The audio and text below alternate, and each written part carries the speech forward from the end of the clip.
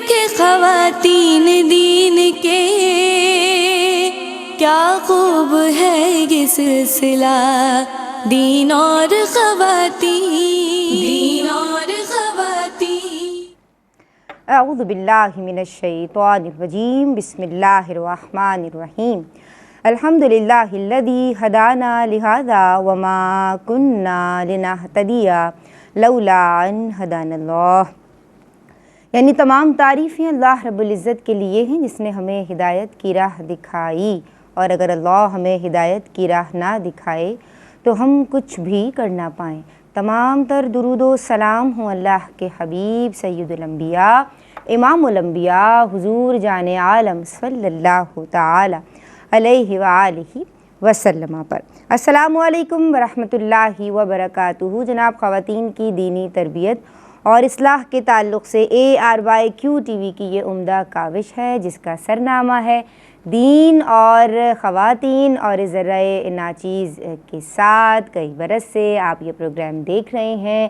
کوشش یہی ہے کہ آپ کے گھروں کی دہلیز تک شریعت مطہرہ کی تعلیمات کو ایک آسان اور عام فہم انداز میں پہنچایا جائے، اور basic unit of the family, گھر کی عورت، گھر کی بہن اور جو ہے وہ خاتون خانہ جو ہیں وہ خود بھی دین سیکھیں جناب، اور اپنے متعلقین کو، اپنے بچوں کو، اپنے چھوٹوں کو اپنے زیر اثر، زیر تربیت کو جو ہے وہ دین سکھائیں۔ تو جناب، دین کو آسان اور عام فہم انداز میں سکھایا جا رہا ہے، الحمدللہ ہم بھی سیکھ رہے ہیں اور آپ بھی سیکھ رہے ہیں۔ بات کی جائے، اگر میں بریفلی سمرائز کروں تو ہم گزشتہ کئی ویک سے بات کر رہے ہیں حلال اور حرام کے تعلق سے۔ اللہ اور اس کے رسول صلی اللہ علیہ وآلہ وسلم کی تعلیمات اس حوالے سے واضح طور پہ موجود ہیں کہ جناب یہ چیز جائز ہے، یہ چیز ناجائز ہے۔ اسلام اسے پرمیسیبل کہتا ہے اور اس چیز کو امپرمیسیبل کہتا ہے۔ اس کی تفصیل پہ ہم بات کر رہے ہیں گزشتہ کئی پروگرام سے۔ بات یہ ہے کہ صرف جو کل ہم نے بات کی کہ صرف کھانے پینے کی اشیاء تک ہی حلت و حرمت یا حلال اور حرام جو ہے وہ محدود نہیں ہے، بلکہ معقولات کی بات ہو، مشروبات کی بات ہو، ملبوسات کی بات ہو، ہمارے افعال ہوں، ہمارے اعمال ہوں، یا جناب ہمارے احوال ہوں، ہر معاملے میں ہمیں حلال اور حرام یعنی حلت اور حرمت کو ملحوظ رکھنا ہے، پیش نگاہ رکھنا ہے۔ اس کے لیے دین سیکھنا ہوگا، جب معلوم ہوگا تبھی تو عمل کیجئے گا نا۔ تو یہی سکھانے کے لیے ہمارے ساتھ مفتی صاحب موجود ہوتے ہیں، ہماری عالمات موجود ہوتی ہیں آن دس سیٹ۔ آج جو عالمات میری، آپ کی، ہم سب کی رہنمائی کے لیے موجود ہیں ماشاءاللہ، یہ دونوں ہی بڑی خوبی کے ساتھ اور قرآن و حدیث کے استدلال کے ساتھ گفتگو کرتی ہیں۔ عالمہ صفا فاطمہ ہمارے ساتھ موجود ہیں اور جناب عالمہ فاطمہ آصف موجود ہیں۔ دونوں کو سلامت کرتے ہیں۔ السلام علیکم ورحمۃ اللہ۔ وعلیکم السلام ورحمۃ اللہ وبرکاتہ۔ خیریت سے ہیں؟ اللہ کا بڑا کرم۔ آپ دونوں کے لیے دعا گو ہیں اور آپ دونوں کو ویلکم کہتے ہیں، خوش آمدید کہتے ہیں، مرحبا۔ جناب، ہمارے پروگرام کا مستقل حصہ مجھے بھی سکھاتے ہیں، میرے استاذ ہیں، ہم سب آپ سے سیکھ رہے ہیں، ہمارے منٹور ہیں شیخنا المکرم استاذ الکریم شیخ الحدیث مفتی محمد احسن نوید خان نیازی دامت فیودہم۔ ایز آلویز آج بھی ہماری رہنمائی کے لیے موجود ہیں، آپ کو سلامت کرتے ہیں۔ السلام علیکم حضرت۔ وعلیکم السلام ورحمۃ اللہ وبرکاتہ۔ مزاج گرامی؟ الحمدللہ رب العالمین۔ ماشاءاللہ، اللہ آپ کا سایہ ہم پہ سلامت رکھے، آپ کے لیے دعا گو ہیں۔ اور آج کا پروگرام شروع کرتے ہیں۔ عالمہ صفا فاطمہ، میں چاہتی ہوں سلسلہ آپ کی جانب سے شروع کیا جائے سوالات کا، اور سوال میرا یہ ہے کہ پرندوں کے تعلق سے حکم کیجئے، بتائیے کہ شریعت کیا کہتی ہے حلال اور حرام کا جو شرعی اصول ہے، یعنی پرندوں کا جو گوشت کھایا جاتا ہے، میں اس کانٹیکس میں بات کر رہی ہوں، تو شرعی اصول کیا ہے، ضابطہ کیا ہے؟ بسم اللہ الرحمن الرحیم۔ دیکھیں، اللہ رب العزت نے جو احکام شرعیہ نازل کیے ہیں اس میں مقاصد پنجگانہ کی رعایت رکھی گئی ہے، یعنی دین، جان، مال، عقل، نسب کی حفاظت کے لیے اللہ رب العزت نے ہمیں شریعت کے اصول عطا فرمائے ہیں۔ اب چونکہ ہماری جان کی حفاظت بھی ایک بنیادی مقصد ہے، اور اسی لیے اللہ رب العزت نے ہمیں بالکل واضح طور پر اس بات کی وضاحت بیان فرمائی اور احکامات دیے کہ ہم کیا کھا سکتے ہیں اور کیا نہیں کھا سکتے۔ اور اس میں پھر اس بات کا بھی خیال رکھا گیا کہ انسان کے لیے، ایک مسلمان کے لیے ان چیزوں کو حلال قرار دیا گیا کہ جو طبعی اعتبار سے نقصان کا باعث بھی نہ ہو، اور اسی طرح ان سے فطرت انسانی کراہت بھی محسوس نہ کرے۔ اور اگر اس چیز کو سامنے رکھیں تو پرندوں کے سلسلے میں جو اصول ہمیں علماء نے بیان فرمائے وہ کچھ اس طرح سے ہیں کہ پنجے جن پرندوں کے ہوتے ہیں اور وہ ان اپنے پنجوں سے شکار بھی کرتے ہیں، ان کو شریعت مطہرہ حرام قرار دیتی ہے۔ البتہ اگر کسی جانور کے، کسی پرندے کے پنجے نہ ہوں یا پھر پنجے ہیں لیکن وہ ان پنجوں سے شکار نہیں کرتے تو وہ پرندے حلال قرار دیے گئے ہیں، جیسا کہ نبی کریم علیہ الصلوۃ والسلام کی حدیث پاک ہے۔ ابن عباس رضی اللہ تعالی عنہما سے روایت ہے کہ فرماتے ہیں نبی کریم علیہ الصلوۃ والسلام نے ہمیں نوکیلے دانتوں والے درندوں کو کھانے سے منع فرمایا اور پنجوں والے پرندوں سے منع فرمایا۔ تو پھر اسی سے وضاحت ہو رہی ہے کہ جو نوکیلے دانتوں والے درندے ہیں وہ اپنے دانتوں سے شکار کریں گے، لہٰذا ان کا استعمال ممنوع ہے، اور اسی طرح وہ پرندے جو اپنے پنجوں سے شکار کرتے ہوں، ان کے پنجے بھی ہوں اور وہ ان پنجوں سے شکار کرتے ہوں تو ان کو ممنوع قرار دیا گیا ہے۔ اسی اصول کی بنیاد پر پھر کیٹیگرائز کر سکتے ہیں، مرغی ہے، مرغابی، بطخ وغیرہ، یہ ساری چیزیں حلال ہوں گی، کبوتر اور دیگر چیزوں کا اصول بھی اسی سے نکلے گا۔ اچھا، پھر اس کے علاوہ ایک بات اور یہاں بیان فرمائی گئی کہ وہ پرندے کے جن کی چونچ فولڈ ہوتی، مڑی ہوئی ہوتی ہے، تو ان کے حوالے سے یہ ہے کہ ان میں صرف طوطے کو حلال قرار دیا گیا، باقی سارے حرام ہیں، اور جن کی چونچ سیدھی ہوتی ہے ان کے بارے میں اصول یہ ہے کہ وہ سارے کے سارے حلال ہیں سوائے کبوتر کے۔ اچھا، کبوتر اور فاختہ کا ذکر کیا گیا۔ بہرحال چونچ کے حوالے سے یہ تھوڑی سی وضاحت ہے، اور جو اصل جو بنیادی بات ہے وہ وہی ہے کہ پنجے جن پرندوں کے ہوتے ہیں اور وہ ان پنجوں سے شکار بھی کرتے ہوں تو ان کو شریعت مطہرہ نے حرام قرار دیا ہے، اس کے علاوہ باقی سارے حلال ہوں گے۔ اچھا فاطمہ، آپ کی سمت آئیں گے، اور بہن یہ بتاؤ کہ آبی جانوروں کے تعلق سے کیا حکم شرعی ہے، یعنی کون سے حلال ہیں اور کون سے ممنوع؟ بسم اللہ الرحمن الرحیم۔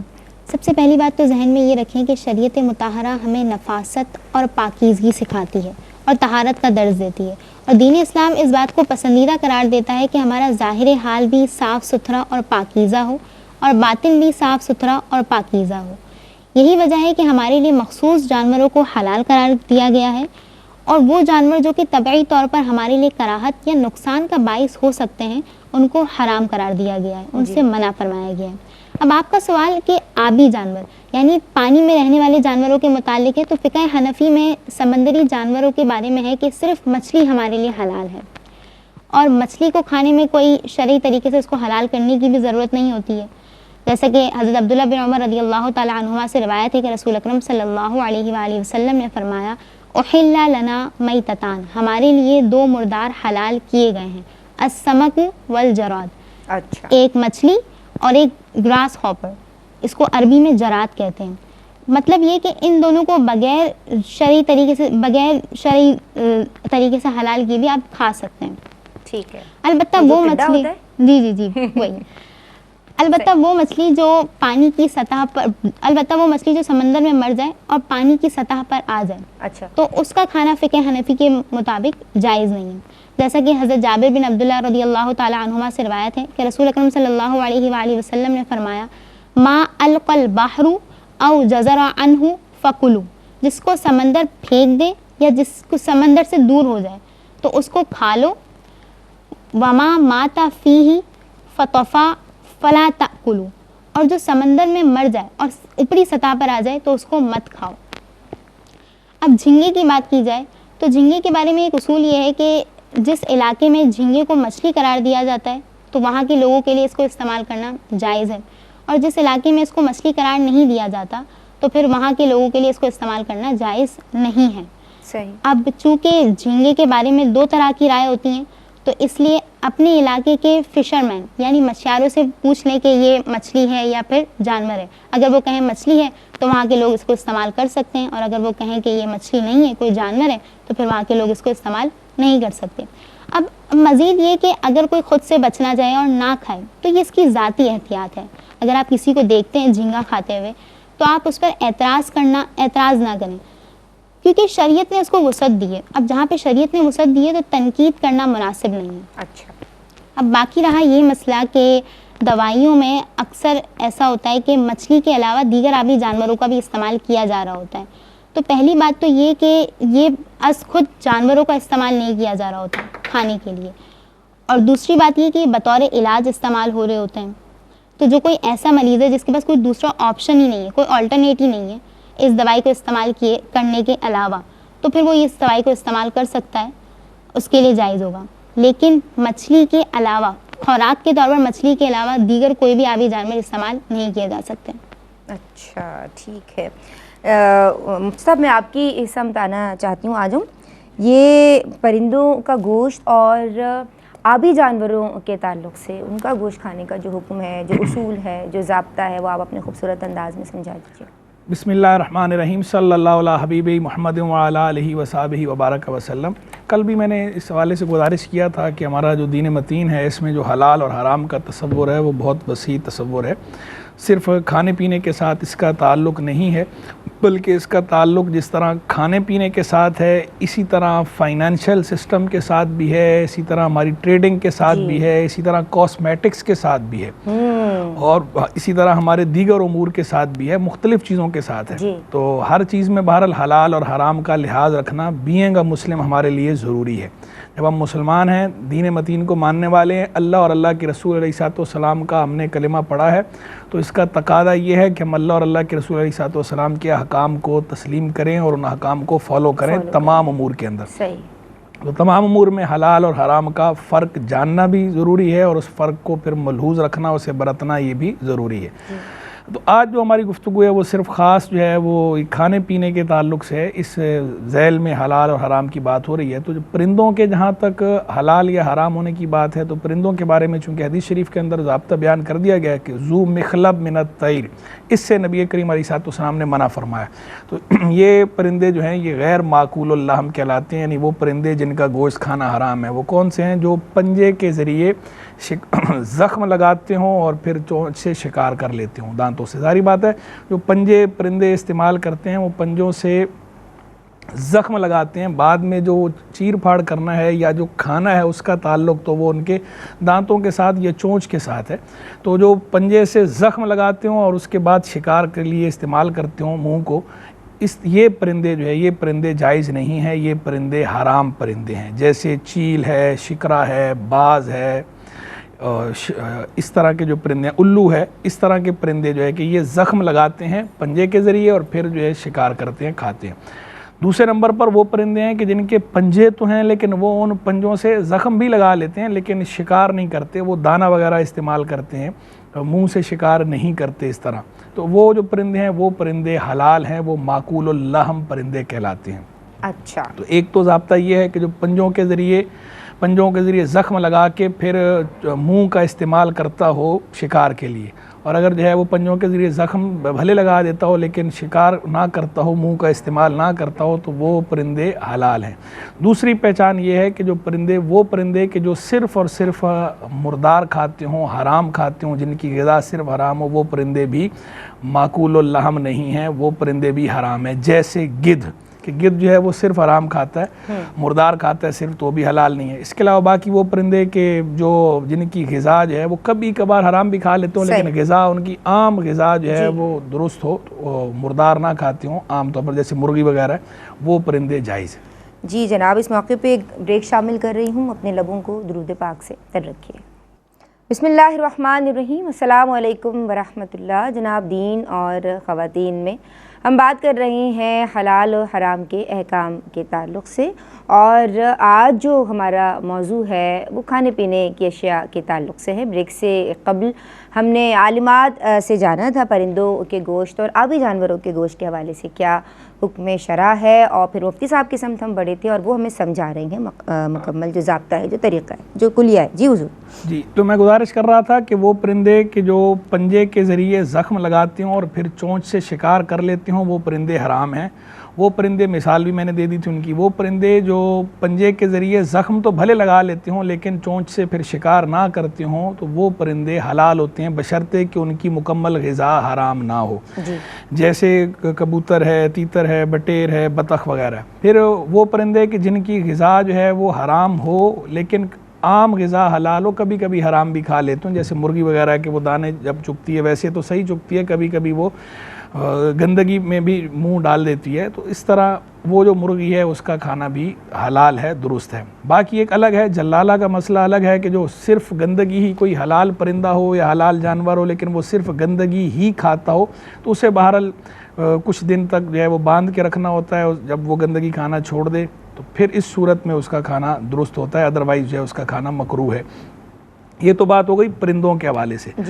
اب دوسری بات جو ہے وہ آبی جانوروں کے حوالے سے. آبی جانوروں میں صرف مچھلی جائز ہے, مچھلی حلال ہے. مچھلی کے علاوہ باقی کوئی آبی جانور یا آبی کیڑا وغیرہ وہ جائز نہیں ہے. مچھلی کے اندر بھی وہ مچھلی جو خود بخود الٹ جائے, مر کے الٹ جائے, تو وہ مچھلی بھی حلال نہیں ہوتی. باقی جھینگے کے حوالے سے تفصیل میں عرض کرتا ہوں. یہ ہمیں کیسے پتہ چلے گا؟ جی میں کال ہے, آپ لیجیے, بتاتا ہوں. اچھا جی, السلام علیکم. ایک کالر ہمارے ساتھ ہیں.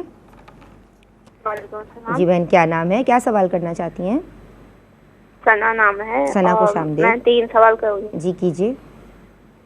ایک سوال تو یہ ہے, اگر پانی پینے والے پانی میں ہاتھ ڈل جائے یا انگلی ڈل جائے تو پانی پینا مکروہ تو نہیں ہوگا؟ پی سکتے ہیں وہ پانی؟ اچھا ٹھیک ہے. اور دوسرا سوال یہ ہے, اگر کوئی نماز پڑھے اور ٹی وی کوئی آگے کھول لے اسی کمرے میں, سیدھے ہاتھ کی طرف ٹی وی لگا ہوا ہے, تو نماز ہو جائے گی؟ ٹھیک ہے. اور یہ سوال یہ ہے, اگر الگ الگ کپڑے پہنے ہوں, شلوار کوئی اور سے سوٹ کیے, قمیض کوئی اور سے سوٹ کیے, تو نماز ہو جائے گی؟ ٹھیک ہے. ٹھیک ہے ثنا, آپ کے سوالات میں نے نوٹ کر لیے, انشاءاللہ شامل کیے جائیں گے. جی تو میں گزارش کر رہا تھا مچھلی کے حوالے سے. میں کہہ رہا تھا کہ وہ مچھلی جو خود اپنی طبعی موت مر جائے, خود مر کر الٹ جائے سطح آب پر, اس کی بات ہو رہی تھی کہ وہ مچھلی جو ہے وہ حلال نہیں ہوتی. باقی ادروائز مچھلی حلال ہے. ٹھیک ہے. رہ گئی بات یہ کہ ہمیں کیسے پتہ چلے گا؟ ہمیں اس میں کھوج کرید میں پڑھنے کی ضرورت ہی نہیں ہے, نہ کھوج لگانے کی ضرورت ہے, نہ کھود کرید میں پڑھنے کی ضرورت ہے. جب حسن دانی رکھا جائے گا, جب تک ہمیں معلوم نہ ہو, کنفرم یا قرائن نہ پائے جا رہے ہوں اس بات کے کہ کوئی اس طرح کی مچھلی اور لا کر کوئی بیچ رہا ہے, تو اس وقت تک جو ہے وہ ہمیں زیادہ کھوجنے کی ضرورت نہیں ہے, کھود کرید میں پڑھنے کی حاجت اس میں نہیں ہے. رہ گئی بات جو ہے وہ جھینگے کی, تو جھینگے کے بارے میں شروع سے ہی علماء کے مابین اختلاف رہا ہے. ہماری جو کتب فقہ ہیں ان میں بھی جھینگے کے بارے میں مختلف احکام بیان ہوئے ہیں. بعض حضرات جو ہے وہ جھینگے کو جائز قرار دیتے ہیں, بعض حضرات جھینگے کو جائز قرار نہیں دیتے. تو یہ جھینگے کے بارے میں جو اختلاف ہے, اس اختلاف کی بنیادی وجہ اس کا مچھلی ہونا یا نہ ہونا ہے. یہ میں خاص فقہ حنفی کے تناظر میں بات کر رہا ہوں, دیگر فقہوں میں ایسا نہیں ہے. فقہ شافعی, فقہ مالکی یا فقہ حنبلی کی بات نہیں ہو رہی, ان کے اندر تو مچھلی کے سوا بھی حلال ہیں جانور. یہ ہماری بات ہو رہی ہے کیونکہ ہمارے فقہ حنفی کے اندر صرف مچھلی حلال ہے, باقی چیزیں حلال نہیں ہیں. تو جھینگے کے حوالے سے جو فقہاء حنفیہ کے مابین اختلاف ہے, وہ اختلاف اصل میں مبنی ہے اس بات پر کہ جھینگا مچھلی ہے یا نہیں ہے. جن حضرات فقہاء کی نظر میں یہ مچھلی ہے تو وہ اس کے جواز کا قول کرتے ہیں, جن کے نظر میں یا جن کی تحقیق میں یہ مچھلی نہیں ہے وہ اس کے جواز کا قول نہیں کرتے. اور باقی جہاں تک میرے ذاتی رجحان یا میلان کی بات ہے, تو میرا ذاتی رجحان یا میلان اس طرف ہے کہ مچھلی نہیں ہے, کہ مچھلی کے لیے عام طور پر جو باتیں کی جاتی ہیں وہ جھینگے میں بظاہر نظر نہیں آتی. میرا ذاتی میلان اس طرف ہے. باقی لیکن چونکہ علماء کا اس میں اختلاف ہے, اور جو اس قسم کے مسائل ہوں جن میں علماء کرام کے مابین اختلاف ہو, اس میں بہرحال توسع ہوتا ہے. تو کوئی اگر کسی بھی عالم کی بات پر, مستند عالم کی بات پر عمل کرتا ہے دلیل کی روشنی میں, تو اس پر کوئی حکم ہم سخت نہیں لگا سکتے. لیکن اس میں پہلے بھی جیسے میں کئی دفعہ کہہ چکا ہوں کہ ایسا نہ ہو, نفس پرستی نہ ہو, تتبع رخص نہ ہو. یعنی ایسا ہے کہ جس پر آپ اعتماد کرتے ہیں, جن عالم پر یا جن مفتی صاحب پر, ان کی رائے پر آپ عمل کر رہے ہیں, ٹھیک ہے, لیکن ایسا نہ ہو کہ ویسے آپ ان مفتی صاحب کی رائے پر عمل نہیں کرتے, ویسے آپ کسی اور مفتی صاحب کی رائے پر عمل کرتے ہیں, لیکن اب یہ مسئلہ آپ کو اپنے حق میں نظر آ رہا ہے تو اس کے اندر آپ جو ہے ان کی بات لے لیں, دوسرا آپ کو ان کا صحیح لگ رہا ہے ان کی لے لیں, تیسرا کسی اور کا صحیح لگ رہا ہے ان کی لے لیں. تو اس طرح تتبع رخص میں پڑھنا یا نفس کی آسانیاں مستقل ڈھونڈتے رہنا, یہ اچھی بات نہیں ہے, اس کی ایجاد نہیں ہے. باقی ویسے ٹھیک ہے, دلیل کی بنیاد پر کسی عالم کی رائے کو کوئی اگر قبول کرتا ہے, ان پر اعتماد کرتا ہے, ان پر اعتماد کرتے ہوئے ان کے قول کو اختیار کرتا ہے, تو اس پر کوئی گرفت نہیں ہوتی. چلیں جی, بہت شکریہ. ایک کالر ہمارے ساتھ ہیں. السلام علیکم. السلام. جی وعلیکم السلام. کیا نام ہے بہن اور کیا سوال کرنا چاہتی ہو؟ میرا نام رخسانہ ہے. جی رخسانہ بہن. اور میرے 3 سوال ہیں. کیجیے. تو سب سے پہلے تو میں نا آپ سے دعا کی ایک درخواست پیش کروں گی کہ دعا کریں کہ اللہ تعالیٰ نا ہمارے دونوں میاں بیوی کے لیے حج کے ثواب بنا دے. مفتی صاحب بھی دعا کریں, آپ بھی سیدہ ہیں, عالمات آپ کے ساتھ ہوتی ہیں, تو دعا کرتے ہیں یہ. جی, تو اللہ پاک آسانیاں فرمائے. पहला सवाल मेरा ये है कि रात को जो कि सूरत मुल्क है और भी सूरतें जो पढ़ी जाती हैं रात को, कहते हैं ना कि इनकी फजीलत मिलती है, क्या वो नमाज में पढ़ लेंगे तो फिर भी वो फजीलत मिल जाएगी या अलग ही पढ़ना होगा? अच्छा तो दूसरा मेरा सवाल ये है कि दुरूद पाक के बारे में जैसे कहा जाता है ना कि 313 दफा पढ़ें तो कसरत से दुरूद पाक पढ़ने वालों में शुमार होता है जी। तो जाकिरीन के बारे में भी ऐसे ही है कि कोई जिक्र की है कि वो 313 मरतबा पढ़ा जाए कि या कितना पढ़ा जाए तो वो जाकिरीन में शुमार होगा जी। तो तीसरा सवाल ये है कि सूरतों की कहते हैं नमाज में तरतीब के साथ पढ़नी चाहिए जी। तो इसमें अगर पहले अगर छोटी आ जाए तो बाद में बड़ी हो गए, वो ऐसे भी पढ़ी जा सकती है कि या तरतीब ही देखनी होगी? जी ठीक है। और अच्छा ठीक है, आपके सारे सवालात हो गए। शुक्रिया बहन, आपके सवालात रुखसाना मैंने लिख लिए हैं और इंशाल्लाह शामिल किए जाएंगे। सब आपकी बात मुकम्मल हो गई जी। अच्छा, मैं आपकी समझ आऊँगी आलिमा सफ़ा फ़ातिमा। और जैसे कि आज हम खाने पीने की चीज़ों के हवाले से ही बात कर रहे हैं, इम्पोर्टेड आइटम्स के हवाले से बात करते हैं। बाहर की जो चॉकलेट्स हैं बच्चे शौक़ से खा रहे होते हैं, बिस्किट्स हैं और चिप्स वगैरह, चिप्स तो आजकल सब बच्चे बहुत ज़्यादा पसंद करते हैं। अब इन आइटम्स में अगर इल्म नहीं है, मालूम नहीं है कि इसमें हलाल इंग्रेडिएंट्स हैं या नहीं हैं, तो इंद शरअ क्या हुक्म होगा? देखिए, हत्तल इम्कान जहाँ तक मुमकिन हो तो तहकीक अपने तौर पर कर लेनी चाहिए, क्योंकि अगर किसी चीज़ में हराम का शायबा हो और बिलफ़र्ज़ हम उसको हलाल समझकर खाते रहें और बिल्कुल ही तहकीक की ही नहीं, उसको ज़रूरी ही नहीं समझा, तो ये याद रखिए कि हराम खाना गुनाह भी है और सख्त ममनू है। और बल्कि हराम खाने के मुतालिक जो हराम ज़रिए से इस्तेमाल किया जाए वो भी, और जो हराम खाया जाए उसके मुतालिक तो सख्त वईदात भी हैं। और नबी करीम अलैहिस्सलातु वस्सलाम की हदीस पाक से वाज़ेह है कि ऐसा शख्स जिसका लिबास हराम से हो, जिसका खाना पीना हराम से हो, तो उसकी दुआएं कबूल नहीं होती हैं। अल्लाह रब्बुल इज़्ज़त की बारगाह में वो गिड़गिड़ाता रहे लेकिन उसकी दुआएं अल्लाह रब्बुल इज़्ज़त कबूल नहीं फरमाता। इसके अलावा भी वईदात बयान फरमाई गई। तो एहतियात अपने तौर पर जहाँ तक मुमकिन है करनी चाहिए। कोडिंग होती है रैपर्स वगैरह पर, उसको देखकर कुछ कोड्स होते हैं मुकर्रर, और आम तौर पर लोग हमारे यहाँ इस वक्त जो सूरत हाल है उसमें काफ़ी हद तक इसके बारे में नॉलेज होता भी है। बहरहाल अपने तौर पर जो तहकीकात कर सकते हैं, जो आपके लिए मुमकिन है वो करें। और अगर बिलफ़र्ज़ किसी तरह मालूम ही ना हो सके तो फिर उस शख्स के हक़ में जिसको मालूम नहीं है तो उसके लिए इस चीज़ का इस्तेमाल जायज़ होगा। वजह यह है कि जिस चीज़ के बारे में हमें मालूम ना हो सके कि ये हराम है या हलाल है तो वो हमारे हक़ में हलाल ही होगी, क्योंकि चंद अशिया के अलावा बाकी तमाम चीज़ों में असल उसकी हिल्लत है। तो फिर जब उसको अल्लाह रब्बुल इज़्ज़त ने हलाल करार दिया तो फिर अब उसके हराम कहने के लिए, हराम करार देने के लिए कोई बाकायदा ज़ाब्ता चाहिए, कोई उसके ऊपर दलील शरई चाहिए। और अगर वो नहीं है तो फिर ऐसी चीज़ को हलाल तसव्वुर किया जाएगा और ये उसके हक़ में होगा कि जिसने अपने तौर पर कोशिश कर ली लेकिन इसके बावजूद उसके पास कोई ऐसा वैलिड रीज़न नहीं है कि जिसकी वजह से वो इस ख़ास चीज़ को हराम करार दे सके। तो अपने तौर पर कोशिश करें। और ला इल्मी, यानी ला इल्मी से मुराद ये है कि तहकीक करने के बाद भी वाज़ेह यही है कि इसमें हराम बज़ाहिर समझ में नहीं आ रहा कि कुछ शामिल किया गया होगा, तो अब इस चीज़ का इस्तेमाल करना जायज़ होगा। ठीक है।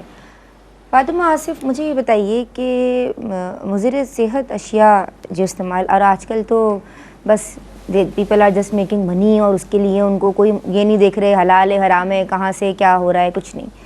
अल्लाह हम सबको समझ दे। मुफ्ती साहब ने इस हवाले से उस दिन बहुत अच्छी गुफ्तगू भी फरमाई थी और हमेशा ही फरमाते हैं, लेकिन शरई हुक्म इस हवाले से क्या है? मुज़िर सेहत चीज़ें बेची जा रही हैं, ख़रीदी जा रही हैं। मुज़िर सेहत अशिया खाने के हवाले से देखिए, अल्लाह रब्बुल आलमीन अपने बंदों से मोहब्बत फरमाता है और हमें, और कोई भी ऐसी बात जिससे हमें दुनियावी या उखरवी नुकसान पहुँचे, इससे हमारी हिफाजत फरमाता है। तो अल्लाह रब्बुल आलमीन ने कोई भी ऐसा काम जिससे हमें दुनियावी या उखरवी नुकसान पहुँचे या हलाकत का बायस बने, उन चीज़ों को हमारे लिए ममनू करार दिया है। जैसे यहाँ तक कि ज़रूरत से ज़्यादा खाना खाना जो कि हमारे लिए बीमारी का सबब बने, यानी इस बात का इल्म है कि इतनी मिकदार में खाना खाएंगे तो बीमार हो जाएंगे, तो उस खाने को खाना भी ममनू है और बाइस से गुनाह है। अच्छा जी। اور مضر صحت چیزیں کھانا یعنی جو چیزیں صحت کو نقصان پہنچاتی ہیں ان سے بھی بچنا چاہیے تاکہ صحت بھی خراب نہ ہو اور عبادات کو بجا لانے میں بھی مشقت اور دشواری کا سامنا نہ کرنا پڑے.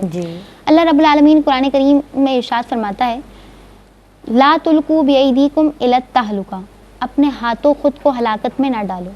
اور اسی طریقے سے حدیث مبارکہ میں ہے لا ضرر ولا ضرار، نہ خود نقصان اٹھاؤ اور نہ خود نقصان میں پڑو اور نہ خود نقصان اٹھاؤ. ٹھیک ہے.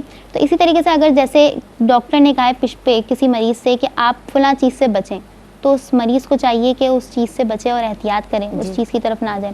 اسی طریقے سے اگر کسی کو کسی چیز سے خاص چیز سے الرجی ہوتی ہے، مشاہدہ ہے اس کا کہ میں یہ چیز کھاؤں گی تو میں بیمار ہو جاؤں گی، تو اس چیز سے ہی بچنا چاہیے. اسی طریقے سے اگر کوئی چیز تھوڑی مقدار میں لیتے ہیں تو وہ نقصان کا باعث نہیں بنتی، لیکن اگر زیادہ مقدار میں لیتے ہیں تو وہ نقصان کا باعث بن سکتی ہے، تو تھوڑی مقدار پر ہی اکتفا کر لیا جائے. آپ خود تو احتیاط کرتے ہیں لیکن آپ کسی کے گھر مہمان بن کر گئے، اب میزبان جو ہے وہ آپ سے کہہ رہے ہیں کہ مضر صحت چیز ہے، وہ کہہ رہے ہیں اصرار کر رہے ہیں کہ کھا لیں تھوڑی سی لے لیں، تو میزبان کو بھی چاہیے کہ یہ اصرار نہ کریں. خلاصہ کلام یہ ہے کہ یہ جو زندگی ہے یہ اللہ رب العالمین کی امانت ہے اور اس کی حفاظت کرنا ہم سب کی ذمہ داری ہے، تو لہٰذا مضر صحت چیزوں سے بچنا چاہیے، حتی الامکان بچیں. جی اس موقع پہ ایک بریک لے رہے ہیں. السلام علیکم ورحمۃ اللہ. جی بسم اللہ الرحمن الرحیم. السلام علیکم ورحمۃ اللہ. دین اور خواتین میں بات ہو رہی ہے حلال و حرام کے تعلق سے. حلال و حرام کے مسائل سیکھنے ضروری ہیں جناب، احکام سیکھنے ضروری ہیں. جب معلوم ہوگا تبھی تو بچنے کی کوشش کیجیے گا نا. تو آج عالمات میرے ساتھ موجود ہیں ہم سب کی رہنمائی کے لیے، اور آن بھی پر براہ راست شیخ الحدیث مفتی محمد احسن نوید خان نیازی دامت فیودہم ہماری رہنمائی فرما رہے ہیں ماشاء اللہ. حضور بات ہوئی بریک سے قبل امپورٹڈ آئٹمس کے تعلق سے، چاکلیٹس ہیں، چپس ہیں اور کینڈیز ہیں، بسکٹس ہیں بچوں کے لیے. بچے بہت شوق سے کھاتے ہیں تو بعض اوقات مائیں درگزر بھی کر جاتی ہیں، وہ بچوں کے فیوریٹ یعنی پسندیدہ چیزیں ہوتی ہیں. تو کیا شرعی حکم ہوگا؟ اور مضر صحت اشیاء کے حوالے سے بھی میں چاہتی ہوں آپ تھوڑا تبصرہ فرما دیں. دیکھیں جن چیزوں کے بارے میں جب تک کنفرم معلوم نہ ہو کہ یہ حرام ہیں، یہ ان میں ایسے انگریڈینٹس ہیں، تو اس وقت تک خیر حرام کا فتویٰ تو نہیں دیا جائے گا. لیکن بہرحال چونکہ بازار میں ہر طرح کی چیزیں دستیاب ہیں اس لیے اس میں کانشیس بہرحال ہونا چاہیے. بالکل بے پرواہ نہیں ہو جانا چاہیے ایسے، کیونکہ ایسا دیکھنے میں آ رہا ہے کہ ہر طرح کی چیزیں مارکیٹ میں آ رہی ہیں. تو جب یہ ہمارا مشاہدہ ہے کہ اب ہر طرح کی چیزیں آ رہی ہیں تو اس لیے اب اسے اس پہ قیاس نہیں کر سکتے جو پہلے بات کی جاتی تھی کہ بالکل بندہ جو ہے وہ بے پرواہ ہو جائے کہ بس ٹھیک ہے بھئی ہمیں جب تک پتہ نہیں ہے بالکل صحیح ہے، کھلا کھاتا ہے، ہر چیز ہم نے لے کے جو ہے وہ کھانی ہے، یہ استعمال کرنی ہے، بے دغدغہ استعمال کرنی ہے. ایسا نہیں ہے، تھوڑا سا کانشیس ہونا چاہیے. باقی رہ گئی یہ بات کہ ہاں ٹھیک ہے جو حرام کا فتویٰ ہے یا ناجائز کا فتویٰ ہے تو وہ جب تک کبھی دلیل اس کی موجود نہ ہو اس وقت تک جو ہے ہمیں کنفرم نہ ہو، جب تک کنفرمیشن نہ ہو جائے اس بات کی کہ اس کے اندر حرام اجزاء شامل ہیں، اس وقت تک ہم اس کے حرام کا فتویٰ نہیں دے سکتے. فتویٰ دینے میں بھی بہرحال احتیاط کرنی چاہیے. باقی جہاں تک تقویٰ کی اور فتویٰ کی بات ہے وہ فرق تو ہے ہی صحیح. کوئی فتوے کے پہلو کو اختیار کرتا ہے وہ بھی درست ہے، کوئی تقوی کے پہلو کو اختیار کرتا ہے وہ بھی درست ہے، اور بہرحال تقوی کے پہلو کو بھی اختیار کرنا چاہیے. بطور حکم شرعی ہو یا نہ ہو لیکن ویسے تقوی جو ہے وہ اچھی چیز ہے، بچنے کا ہمیں ویسے بھی حکم ہے. اگر آپ کو شبہ ہے، شک ہے کسی چیز میں، آپ پہ لازم تو ہے نہیں کہ یہ چیز استعمال کرنی ہے، تو اس سے اگر آپ بچتے ہیں تو بھی اچھی بات ہے. اگر آپ احتیاطاً بچتے ہیں تو تقوی کے پہلو کو بھی کبھی اختیار کرنا چاہیے. ہماری زندگی میں تقوی کے مظاہر بھی ہونے چاہیے. یہ تو ہو گئی وہ ایک عملی بات اور سوشل. دوسرا مضر صحت کے حوالے سے بھی بات یہ ہے کہ ویسے تو ٹھیک ہے کہ مضر صحت اشیاء سے بچنا ہی چاہیے. کوئی بھی نہ تو ڈاکٹر یہ کہے گا کہ مضر صحت اشیاء کھائیں، نہ کوئی عالم یا مفتی یہ کہے گا کہ مضر صحت اشیاء کھائیں. مضر صحت اشیاء کے استعمال سے تو بہرحال ہر کوئی منع ہی کرے گا. لیکن یہاں پر ایک توجہ طلب بات یہ ہے کہ ایک ہے اس کا مضر صحت چیز سے بچنا، اس کا مضر صحت ہونا، دوسرا ہے اس کے حرام ہونے کا فتویٰ دینا. اس میں بہرحال احتیاط ملوز رکھی جائے گی. یہاں پر بھی ماضی میں ایسا ہوتا تھا، بعض لوگ ایسا کرتے ہیں آج کل کہ کچھ عبارتیں جو ہے وہ قدیم کتابوں کی اٹھاتے ہیں، قدیم کتابوں کی عبارتیں اٹھا کر ہر دوسری چیز کے بارے میں یہ اس طرح کے فتوے صادر کرنا شروع کر دیتے ہیں کہ جناب یہ چیز حرام ہے کیونکہ یہ مضر صحت ہے اور مضر صحت چیز کا استعمال کرنا حرام ہے، اور دیکھیں یہ فلاں فقہ کی کتاب کے اندر فلاں فقیہ نے یہ جزیہ نقل کیا ہوا ہے. اور اسی کو بنیاد بنا کر بہت سارے فتوے آئے. اور یہ جو برائلر مرغی ہے اس کے بارے میں بھی کچھ فتوے آئے، مختلف لوگوں نے مختلف آراء پیش کی اس طرح کی چیزیں لے کر. تو ایک بات سمجھیں کہ یہ جو کتابیں لکھی گئی ہیں ایک ہے ان کا ماحول، اور ایک ہے ہمارا ماحول، اس میں فرق ہے.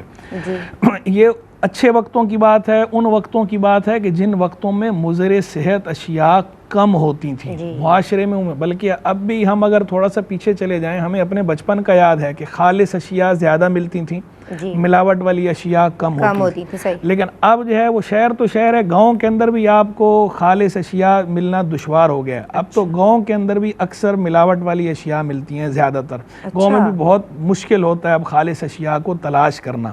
تو اب جب یہ معاشرہ اس ڈگر پر آ گیا ہے کہ ہر دوسری چیز آپ کی پولوٹیڈ ہے، ہر دوسری چیز آپ کی مضر صحت ہے، تو ایسے میں اگر آپ جو ہے وہ اس طرح کا کوئی جبروتی فتویٰ صادر کر دیں کہ جناب ہر مضر صحت چیز جو ہے وہ حرام ہے، تو ٹھیک ہے، پھر تو سارے ہی جو ہے وہ حرام کے مرتکب ہیں. ہر چیز ہی، نہ ہمارا پانی صاف ہے، نہ اس میں کوئی ہائیجین کا لحاظ ہے، نہ جو ہے وہ ہماری خوراک کے اندر ہے، نہ ہماری ویجیٹیبل سبزیوں میں ہے، نہ گوشت کے اندر ہے.